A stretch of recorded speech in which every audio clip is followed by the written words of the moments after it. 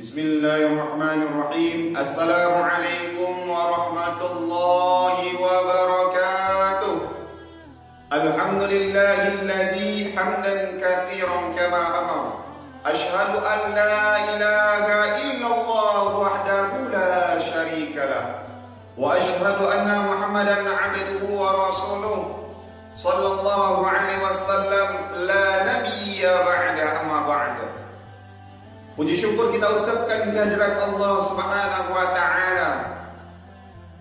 Karena pada hari ini Allah masih memberikan kita nikmat yang begitu banyak. Allah berikan kepada kita nikmat iman. Allah berikan kepada kita nikmat kesehatan. Bahkan Allah berikan kepada kita nikmat yang paling besar, yakninya nikmat Islam. Inna ad-dina 'indallahil Islam. Sesungguhnya agama yang benar adalah agama Islam. Dengan Islam kita bisa mengenal kebenaran.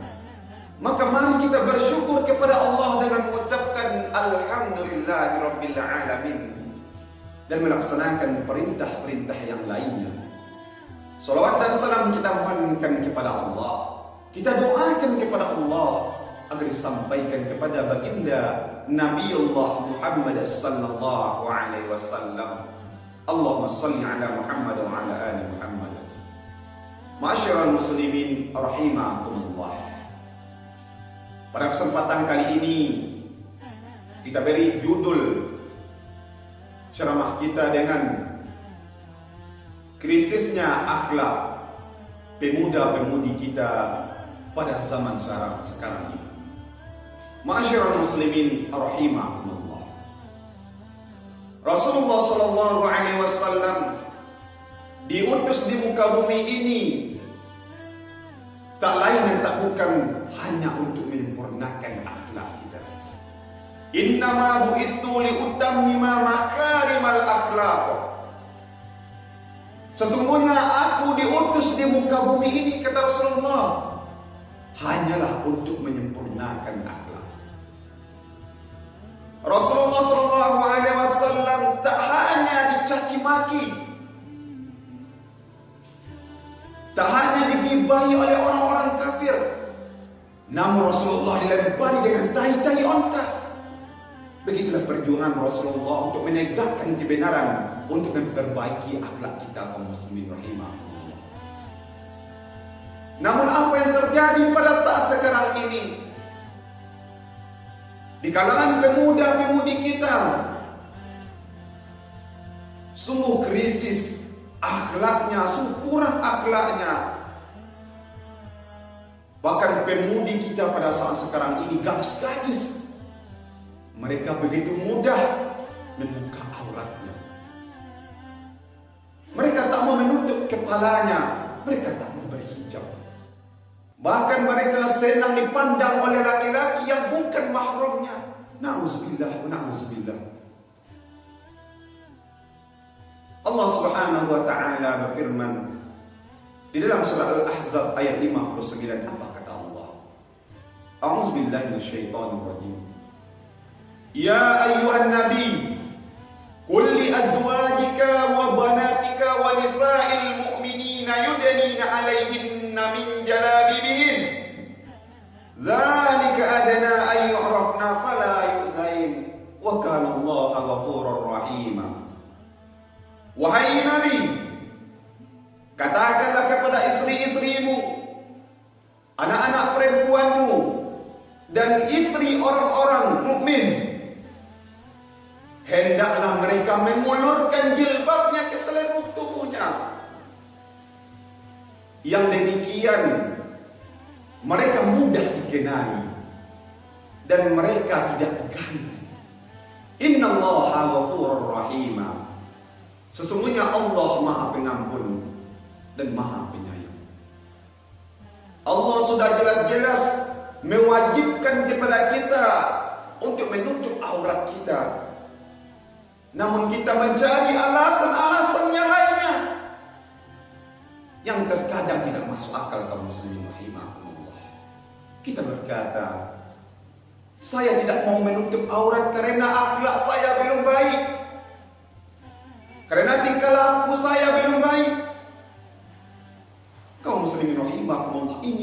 kesalahan yang sangat fatal. Bagaimana kita bisa lebih baik sedangkan kewajiban saja kita remehkan kaum muslimin rahimahumullah. Ingat teman-temanku sekalian, sehelai satu rambut dilihat oleh laki-laki yang bukan mahrammu, maka 70.000 tahun engkau di neraka. Bayangkan kaum muslimin rahimahumullah. Tak hanya itu, engkau akan menjerumuskan orang tuamu ke neraka. Orang tua yang dulu membesarkanmu, orang tua yang dulu mengasuh, orang tua yang dulu mencari nafkah siang malam, keringat, bermandian keringat, lalu engkau balas dengan menjerumuskan dia ke dalam neraka. Kaum muslimin rahimahumullah, sehelai rambutmu 70.000 tahun engkau di dalam neraka. Selangkah anak gadis keluar dari rumahnya tanpa menutup auratnya, maka selangkah pula orang tuanya ke neraka. Kaum muslimin rahimahumullah, bahkan terkadang pemuda-pemudi tidak malu lagi gonceng hilir mudik dengan wanita yang bukan mahramnya. Wahai laki-laki, engkau adalah pemimpin. Lebih baik engkau tusukkan paku yang terbuat dari api neraka daripada engkau memegang perempuan yang bukan mahram. Maka apa yang perlu kita lakukan pada saat sekarang ini kaum muslimin rahimahumullah? Mungkin di antara kita belum mendapati kebaikan-kebaikan, belum mendapati kenapa kita harus memakai hijab. Mungkin terkadang itu terkesan dalam hati kita. Kaum muslimin rahimahumullah, sebuah penelitian, ada seorang kafir bertanya-tanya, kenapa seorang muslim itu seorang perempuan muslimah itu harus memakai hijab? Kenapa?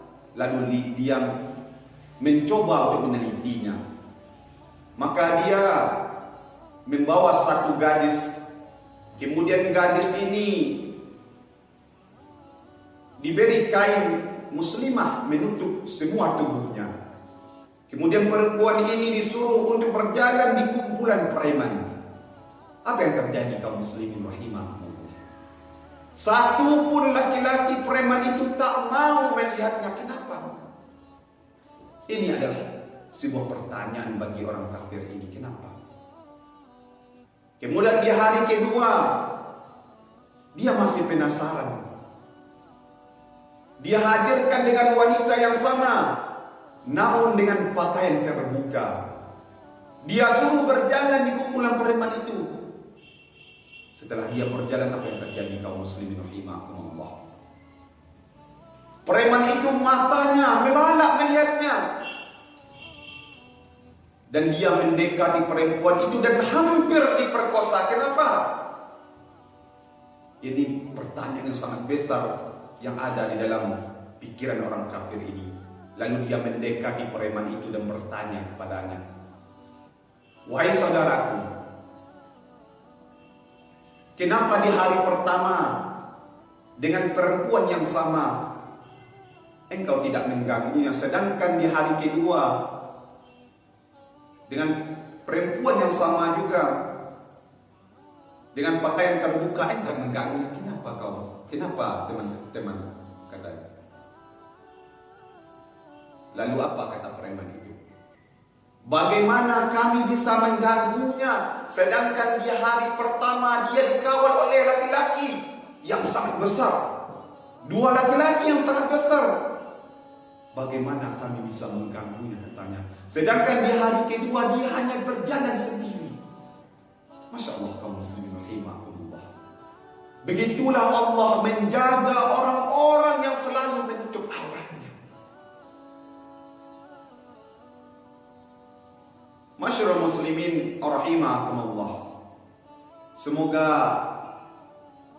dengan kisah ini, dengan penelitian yang dilakukan orang ini, bisa membuat kita melaksanakan kewajiban kita selaku muslimah.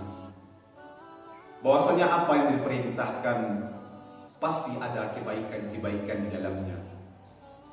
Allah akan menjaga orang-orang yang selalu melaksanakan kewajiban, orang-orang yang selalu menjaga auratnya. Walaupun akhlak kamu belum baik, setidaknya kamu tidak membuat dosa dengan membuka hijab. Terkadang kita mempunyai sosial media lalu kita posting foto-foto kita yang mungkin tidak sesuai syariat Islam dengan pakaian terbuka.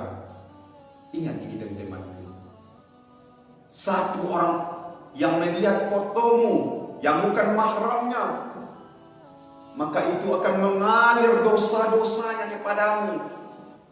Bayangkan seluruh dunia yang melihatnya, maka semua dosa mengalir untukmu, dan ini menjadi dosa jariah bagimu. Maka oleh sebab itu, mungkin selama ini kita salah, mungkin selama ini kita khilaf. Jikalau ada foto-foto yang mungkin kita posting di sosial media, mari kita hapus kaum muslimin. Semoga dengan kebaikan-kebaikan ini kita sebarkan kepada teman-teman kita yang lainnya. Semoga Allah rahmati kita. Semoga Allah rahmati semua kita. Semoga kita selalu dalam kebaikan dan meninggal dalam keadaan husnul khatimah. Sekian yang dapat saya sampaikan. Al-haqqu min rabbik. Kebenaran datangnya dari Allah. Kalau salah diri saya yang kurang pandai menyampaikan. Assalamualaikum warahmatullahi wabarakatuh.